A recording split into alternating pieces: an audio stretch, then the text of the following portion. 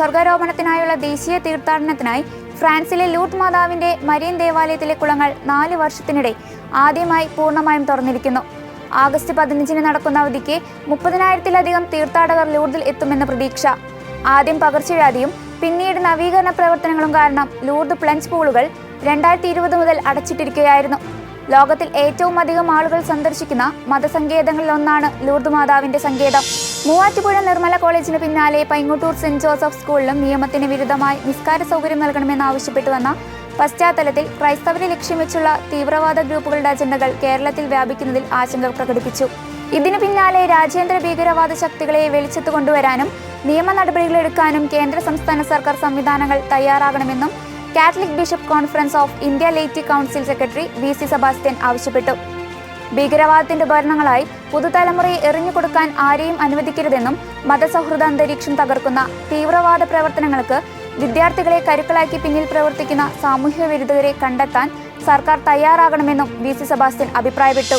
7 കത്തോലിക്ക വൈദികരുടെ നാടുകടത്തലിനും മറ്റ് 2 വൈദികരെയും അറസ്റ്റ് ചെയ്ത ദിവസങ്ങൾ കഴിയുന്നതിന് മുൻപ് നിക്കാരോഗൻ സ്വേച്ഛാധിപത്യ ഭരണകൂടം കത്തോലിക്ക സന്നദ്ധ സംഘടനയായ കാരിത്താസിന്റെയും 5 ക്രിസ്ത്യൻ പള്ളികളുടെയും നിയമപരമായ പദവിയാണ് റദ്ദാക്കിയിരിക്കുന്നത്. മതകൽപരൂപതയുടെ കീഴിലുള്ള കാരിത്താസിനാണ് വിലക്ക് കിട്ടിയിരിക്കുന്നത്. 5 ക്രൈസ്തവ ദേവാലയങ്ങൾക്കുള്ള അനുമതിക്കും വിലക്ക് കിട്ടിയിട്ടുണ്ട്. നിക്കാരോഗൻ സ്വേച്ഛാധിപത്യം നാടുകടത്തപ്പെട്ട ബിഷപ്പ് റൊളാൻഡോ അൽവാരസിന്റെ രൂപതയിലെ കാരിത്താസ് മതകൽപ്പയുടെയും 5 ക്രിസ്ത്യൻ പള്ളികളുടെയും നിയമപരമായ പദവിയാണ് റദ്ദാക്കിയത്. ക്രിസ്ത്യൻ ലോയേഴ്സിന്റെ Spanish foundation Soria mayor Carlos മിംഗോസിനെ ചില ജനപ്രിയ പരിപാടികളിൽ മാർപ്പാപ്പയെ പരിഹസിച്ചതിനെ അപലപിച്ചു. ആശീർവാദം നൽകാനും ഒരു മതപരമായ ചടങ്ങിനെ അനുകരിക്കാനും ടോയ്ലറ്റ് ബ്രഷ് ഉപയോഗിക്കുന്ന മേയറുടെ പെരുമാറ്റം കത്തോലിക്ക മതത്തിന്റെ ആചാരങ്ങളെയും ചിഹ്നങ്ങളെയും വ്യക്തമായ അവഹേളനത്തെയും പരിഹസിക്കുന്നതിനെയും സൂചിപ്പിക്കുന്നു. ഈ പ്രവൃത്തിയെ കേവലം ആക്ഷേപഹാസ്യമായോ വിമർശനമായോ വ്യാഖ്യാനിക്കാൻ കഴിയില്ല. പകരം കത്തോലിക്ക കുമ്പസാരത്തിലെ അംഗങ്ങളുടെ മതവികാരങ്ങൾക്ക് നേരെയുള്ള മനഃപൂർവ്വവും അവഹേളനപരവുമായ ആക്രമണമാണെന്നും വ്യക്തമാക്കി. വയനാട്ടിലെ മുണ്ടക്കൈ, ചൂരൽമല, കോഴിക്കോട് ജില്ലയിലെ വിലങ്ങാട് പ്രദേശങ്ങളിൽ ഉരുൾപൊട്ടൽ ദുരിതം ബാധിച്ചവർക്ക് സമഗ്ര പുനരധിവാസ പദ്ധതികളുമായി KCBC. പുനരധിവാസത്തിനായി 100 വീടുകൾ നിർമ്മിച്ചു നൽകുമെന്നും വാർത്താസമ്മേളനത്തിൽ അറിയിച്ചു.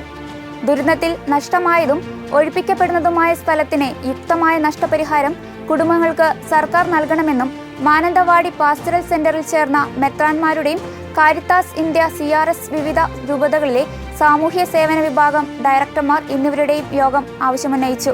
വാർത്താ സമ്മേളനത്തിൽ KCBC secretary general bishop Alex Vadakkumthala, justice for peace and development chairman bishop Jose Pulickal, archbishop Joseph Pamplany, bishop Jose Porunnedom, bishop Remigiose Inchananiyil, bishop Joseph Mar Thomas, bishop Varghese Chakkalakal, Kerala social service forum director father Jacob Mavunkal, KCBC വക്താവ് father Jacob G. Palakkappilly, Caritas India director father Jolly Puthenpura, CRS India director doctor Senthilkumar എന്നിവർ പങ്കെടുത്തിരുന്നു.